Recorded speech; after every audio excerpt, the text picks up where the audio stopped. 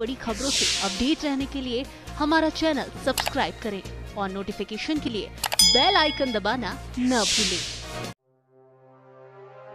प्रयागराज जनपद के थाना नवाबगंज के क्षेत्र अंतर्गत शुक्रवार को संगवेरपुर धाम के 4 दिवसीय राष्ट्रीय रामायण मेले की शुरुआत हो गई। उत्तर प्रदेश सरकार के उप मुख्यमंत्री ब्रजेश पाठक ने गंगा जी की आरती कर राष्ट्रीय रामायण मेले की शुरुआत की तथा फिर शांता माँ तथा श्रृंगी ऋषि की पूजा की। वह उसके बाद हुई सभा को संबोधित करते हुए मुख्यमंत्री ब्रजेश पाठक ने कहा कि संगवेरपुर के ऐतिहासिक और धार्मिक नगरी में आने का मौका मिला है, जिसके लिए मैं आयोजकों को धन्यवाद देता हूं।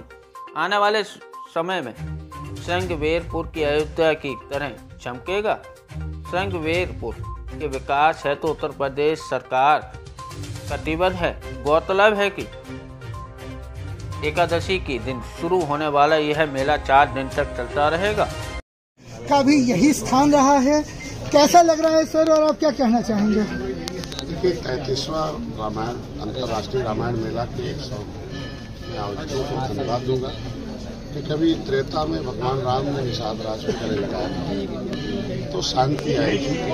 और मेरी सरकार जो है, आज भारतीय जनता पार्टी हमारी जो सरकार है एनडीए, और भगवान राम के जो भी स्थान है, जहाँ जहाँ कदम पड़े थे, उस भारतीय संस्कृति को ऊपर लाकर उस लोगों के तक पहुँचाने की शांति संदेश दे रहे हैं। त्रेता में जिस तरीके से रावण राज था, दुख का राज था, उसे सुख के राज में बदलने के लिए भगवान राम एक अवतार के रूप में आए थे और उन्होंने खाली हाथ भगवान राम, सीता मैया, लक्ष्मण साथ में थे।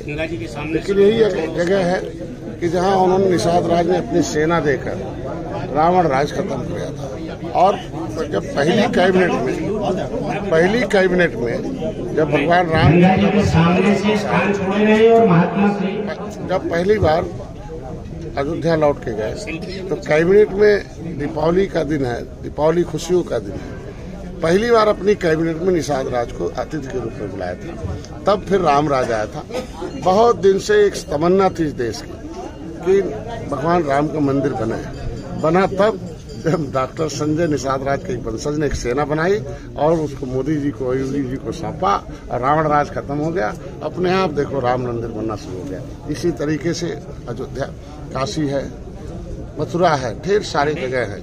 अपने आप सारे धर्म, सारे वर्ग के लोग शांति चाहते हैं धरती पर, और उस शांति के लिए आज यहाँ जो गंगा आरती होगी। तो सर, आप मानते हैं कि अयोध्या का मंदिर निर्माण में कहीं न कहीं आपका सबसे बड़ा योगदान रहा? जनता का योगदान है। हम लोग तो उसके एक प्रेरणा स्रोत रहे हैं। जनता का योगदान है, और जनता जिस तरीके से भारतीय संस्कृति को पिछले आक्रमणकारियों ने नष्ट किया था, भारतीय संस्कृति को जिस तरीके से लोगों ने उसका दुरुपयोग किया था, उसको सदुपयोग के तरफ ले जाने के लिए, उस भारतीय संस्कृति जन जन तक पहुंचाने के लिए, सबके अंदर स्थापित करने के लिए जो काम हमारी सरकार कर रही है, वो शिक्षा, स्वास्थ्य, रोजगार के साथ साथ अपनी जो मेरी परंपरा, जो संस्कृति रही, उसे भी स्थापित करने में कामयाब है। उसके लिए मैं अपनी सरकार को धन्यवाद देता हूँ। आज के कार्यक्रम के आयोजकों को धन्यवाद देता हूँ।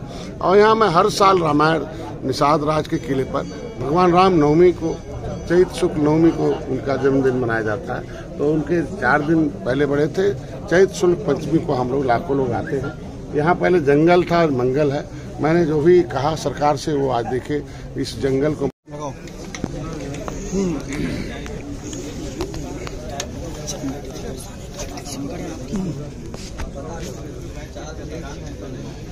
महाराज जी, आज 33वां रामायण मेला, अंतर्राष्ट्रीय रामायण मेला का यहाँ पे उद्घाटन हो रहा है, और आप राम कथा वाचन में आप एक सर्वश्रेष्ठ वाचक के रूप में आपका नाम भी प्रख्यात है। आज रामायण के महत्व का क्या महत्व है, और इसका आज आम जीवन में किस तरीके से इसका उपयोग होना चाहिए? मैं सर्वश्रेष्ठ कथावाचक नहीं हूँ, मैं बहुत छोटा सा कथावाचक हूँ। जितने भी आज के युग में कथावाचक हैं, उन सबसे पीछे जो लाइन में खड़ा है ना, वो मैं हूँ। लेकिन हाँ, ये भगवान की कृपा है कि मुझे कथा करने का सौभाग्य मिलता है। और आज मेरे ऊपर और भी कृपा है भगवान की कि मैं संगवेरपुर में, जहाँ भगवान श्री राम त्रेता युग में पधारे थे, ये बहुत बड़ी कृपा है कि मुझे ठाकुर जी ने यहाँ भेजा है कि मैं गंगा मैया के दर्शन कर रहा हूँ। और उस समय के निषाद राज ने भगवान श्री राम से मित्रता करके उनके साथ खड़े रहे।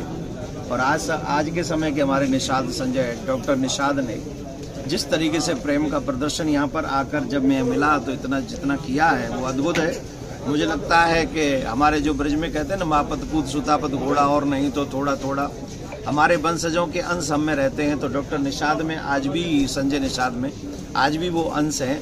और रही बात रामायण की, तो रामायण जो भगवान श्री राम का चरित्र है वो हमको सिखाता है मानवता के विषय में। भगवान श्री राम ने हमें बताया कि बेटा कैसा होना चाहिए, भाई कैसा होना चाहिए, पति कैसा होना चाहिए, मित्र कैसा होना चाहिए, शत्रु कैसा होना चाहिए, ये भगवान श्री राम सिखाते हैं।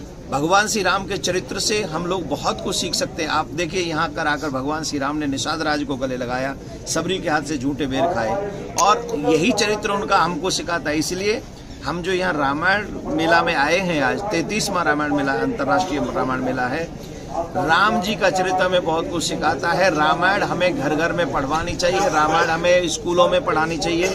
रामायण पढ़ेंगे तो बेटा राम और बेटी सीता बनेंगी। रामायण पढ़ेंगे तो हम लोग जब माँ बाप बनेंगे तो दशरथ और कौशल्या बन सकेंगे।